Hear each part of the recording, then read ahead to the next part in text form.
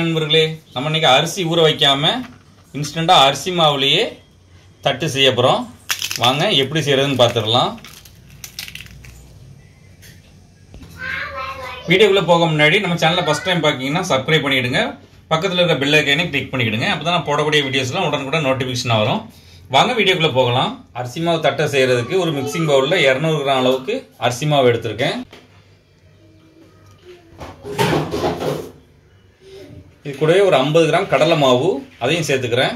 அரிசி மாவு வறுத்த மாவு தான். இப்போ இதுக்கு தேவையான அளவு உப்பு சேர்த்துக்கலாம். 1 ஸ்பூன் சில்லி ஃப்ளெக்ஸ், கொஞ்சம் கருவேப்பிலையை இப்படி வெட்டி வச்சிருக்கேன், அதையும் இதில் சேர்த்துருவோம். கொஞ்சம் கடலை பருப்பை தண்ணியில் ஊற வச்சு வச்சிருக்கேன், அதையும் இதில் சேர்த்துருவோம். கடலை பருப்பு ரொம்ப ஊறிடக்கூடாது, ஒரு 10 நிமிஷம் மட்டும் நம்ம தண்ணியில் ஊற வச்சு எடுத்துக்கலாம். இப்போ மிக்ஸ் பண்ணிப்போம்.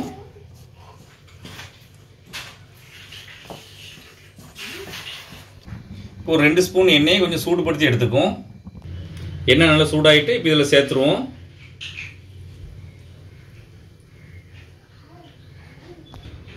இப்போ எண்ணெயை நம்ம சூடு பண்ணி ஊற்றும் போது நல்லா மொறுமொறுப்பாக வரும்.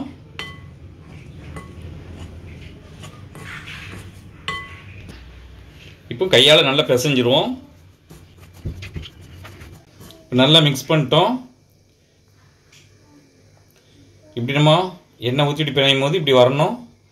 அப்படி வரலன்னா இன்னும் கொஞ்சம் எண்ணெய் சேர்த்துக்கிடுங்க, சூடு பண்ணி ஊற்றிக்கிடுங்க. இப்போ நம்ம கொஞ்சம் கொஞ்சமாக தண்ணி சேர்த்து நல்லா சாஃப்டாக பிணைஞ்சு எடுத்துக்கலாம்.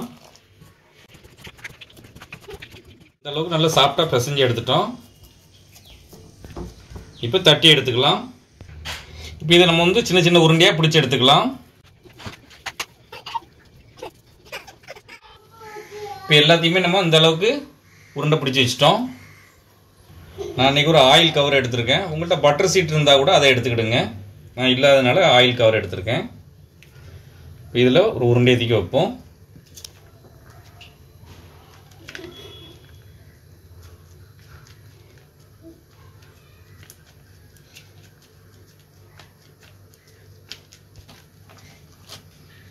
இந்த மாதிரி தட்டிட்டோம். இப்படி தட்டிட்டோம். இதில் இதை ஒரு மாதிரி கிளாஸ் ஒன்று வச்சு இப்படி ரவுண்டாக கட் பண்ணி எடுத்துப்போம். பார்க்க அழகாக இருக்கும்.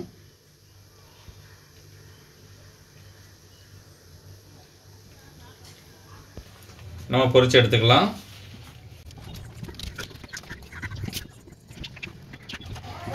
இதே போல் எல்லாத்தையும் தட்டி எடுத்து போட்டுருவோம்.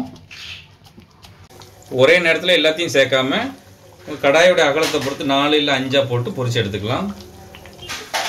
ஸ்டவ்வை மீடியம் ஃப்ளேமில் வச்சு நல்லா மொறுமொறுப்பாக பொரிச்சு எடுத்துப்போம். ஒரு பக்கம் வெந்திருக்கும், பிரட்டி போட்டுப்போம். போட்ட உடனே பிரட்டி போடக்கூடாது, கொஞ்சம் வெந்ததுக்கு அப்புறம் தான் பிரட்டி போடணும், இல்லைன்னா உடையும். இப்போ ரெண்டு சைடு நல்லா வெந்து நல்லா மொறுமொறுப்பாயிட்டு இப்போ எடுத்துருவோம். இதே மாதிரி மீதியும் பொரிச்சு எடுத்துப்போம். இதையும் ஸ்டவ்வை மீடியம் ஃப்ளேம்லேயே வச்சு நல்லா மொறுமொறுப்பாக பொரிச்சு எடுத்துக்கலாம். ஒரு பக்கம் வந்துட்டு இப்போ திருப்பி போட்டுக்கலாம்.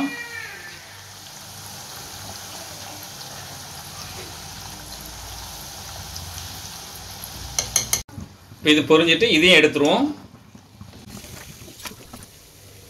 இதே போல எல்லாத்தையும் பொரிச்சு எடுத்துக்கலாம். இப்போ நம்மளுடைய சுவையான அரிசி மாவு தட்டை ரெடி ஆகிட்டு ரொம்பவே சூப்பராக இருக்கும். ஸ்கூல் லீவ்லாம் குழந்தைங்களுக்கு விட்டாச்சு.